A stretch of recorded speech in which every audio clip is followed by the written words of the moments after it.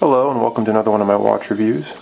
Today we're going to be looking at this 1977 Rolex Oyster Perpetual Day-Date, what common culture commonly refers to as the Rolex President or Presidential.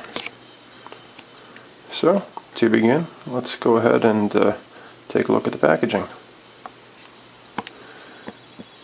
This Rolex came in this beautiful box, which has a world motif. It's got that's Africa up here.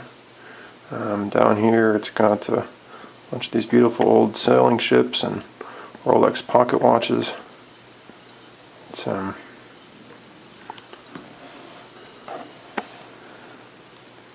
completely covered in this map of the world.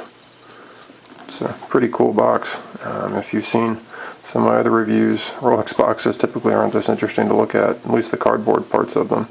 It's even got this cool compass on it.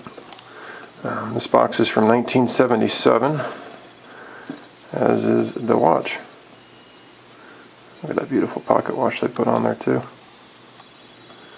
So before we get to the watch, which is sitting over here, let me show you what all came with it. This box, of course, is something that did come with it, but it came with some other cool stuff.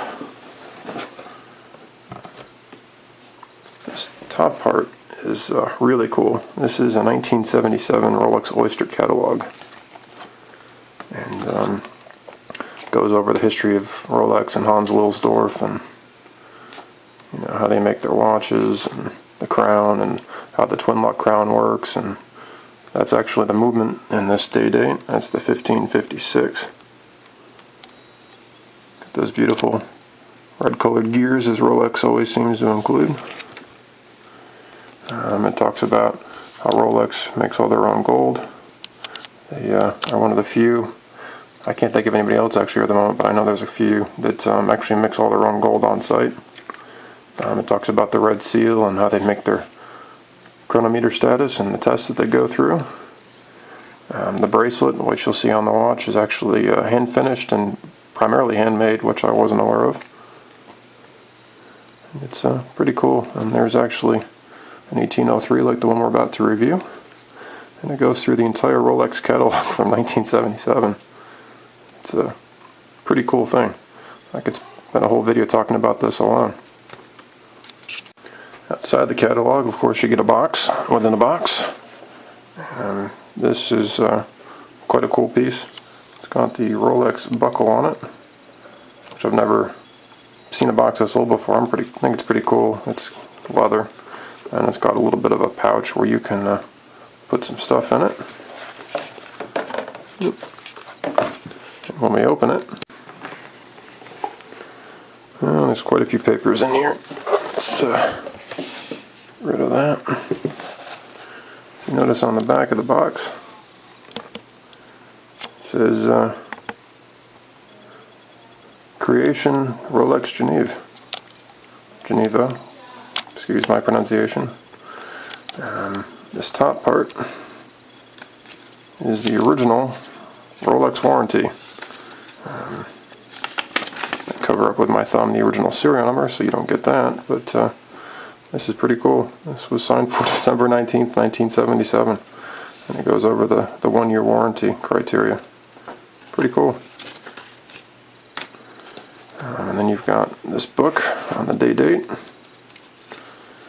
and how it earned the red seal for its accuracy. How it talks about how they're primarily handmade. The different bracelets.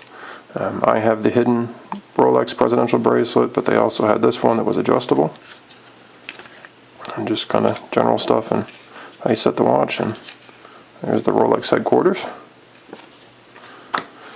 This is on Rolex Oysters in general. There again you see the lovely bracelets. And the 1803 again. This talks about setting the day, the week, and the date. You'll see my other video I've posted on how to actually set this watch. It's quite a pain because this is not a quick set, but refer to that video and I'll go through step by step how to set the watch up if you're interested in that. Again, this is just kind of general on how it's set up. And again, there's that beautiful movement.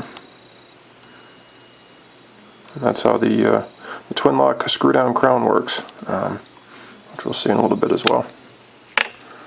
Cool piece of Rolex history here. Some advertisements.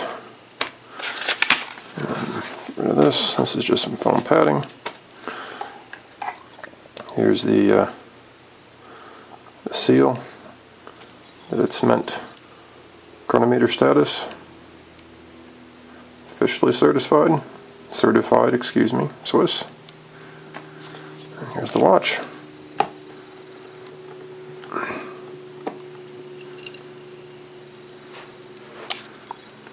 With its beautiful Roman numeral dial with a white background. Most of you that have seen a president before will recognize that this is a relatively rare dial. Majority of these things that I've ever seen and ever seen to be for sale are the gold tone or these champagne tone dials. Or occasionally you'll see a black one. I really like the white with the gold contrast. I think it's got a real cool look to it. As this Rolex is a 1556, and actually a hacking 1556, this watch was made in 1977, so this was the last year of this model, 1803. It comes with a acrylic crystal, so it's non-sapphire, it does scratch. A lot of people, that's kind of a turn-off, but actually some toothpaste and a cloth will take care of most of the scratches, believe it or not. I've unwound the crown to show you another feature of these later production 1556s, and that's that they're hacking, so the second hand stops. First position is also winding. And if you refer to my other video, I'll show you how to set the time. This one, as you'll see on the crown, just has a hash underneath it. This is a twin lock crown, not a trip lock crown. So this watch is only waterproof till I think about 330 feet. So not your dive watch. But washing dishes, if that's your thing, should be no problem. The top is your, of course, day of the week indicator. And at 3 o'clock underneath the Cyclops is your date. This comes on a solid 18 karat gold Rolex bracelet with the hidden Rolex clasp. What you do is you look for the Rolex symbol and apply some pressure. And there you have it. There's the Rolex stamp. And it says Geneva, 18 karat.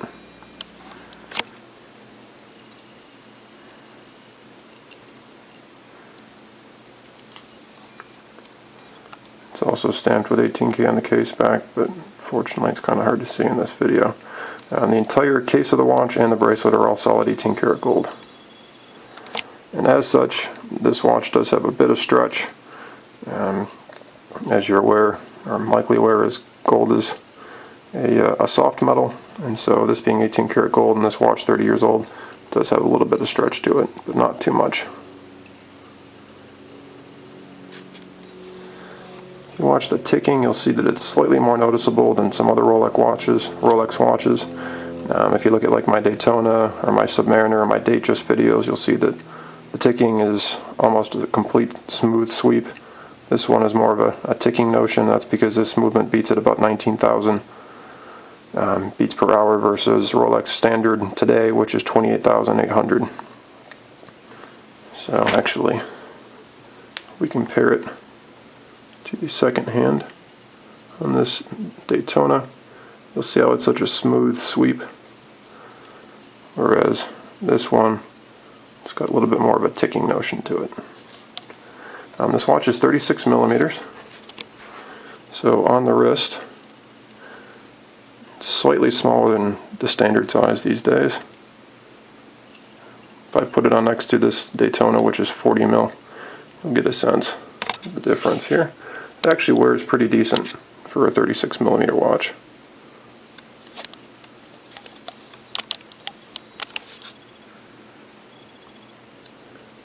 Some of that is the dial is actually basically the same size as the one on the Daytona. On the Daytona, the extra width is mostly the tachymeter scale. So even today, even at 36 mil, it's I think perfectly adequate in size. There is a date just too, and there's also a day-date too, which is again similar style to this watch, which are at 40 mil for the more modern size. I don't think that's necessary. I think this is perfectly adequate. So, hope you enjoyed the review. If you have any questions on how to set up one of these watches, you can watch my other video on setting the time. If you're in the market for a Rolex Day-Date, I highly recommend you look for an 1803. They are becoming relatively rare, especially ones with a polished finish like this. A lot of the ones left over have this bark finish, which isn't too popular. But they haven't really changed the look in the last 30 years. And if you're okay getting over the non-quickset and the acrylic crystal, this is a tremendous value. And you can pick one of these up between $6,500 and $10,000. When a new Rolex Day-Date sells for $37,000, and most of them are $10,000 to $16,000 on the secondhand market, depending on how old they are and if they're quickset or double quickset. So I think this is a tremendous buy, and the melt value on this watch is basically 2/4 of the used price anyway, so it's a very good value. I hope you enjoyed the review, and stay tuned for more videos.